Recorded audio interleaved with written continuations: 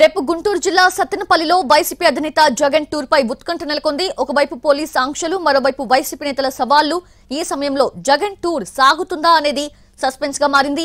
మాజీ సీఎం జగన్ పర్యటనకు పోలీసులు ఆంక్షలు విధించారు. శాంతి భద్రతల సమస్య వస్తుందని పోలీసులు చెప్తూ ఉన్నారు. భారీ జన సమీకరణతో వస్తే అనుమతి లేదంటున్నారు పోలీసులు. 3 కార్లు 100 మంది జనానికి మాత్రమే పర్మిషన్ ఇచ్చారు.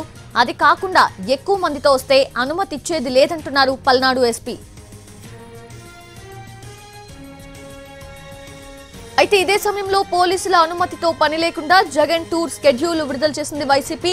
ఉదయం 9 గంటలకు తాడేపల్లి నుంచి కారులో రెంటపాళ్లకు బయలుదేరతారని, 11 గంటల నుంచి 12 గంటల మధ్య నాగమల్లేశ్వరరావు కుటుంబాన్ని జగన్ పరామర్శిస్తారని స్కెడ్యూల్లో పేర్కొన్నారు.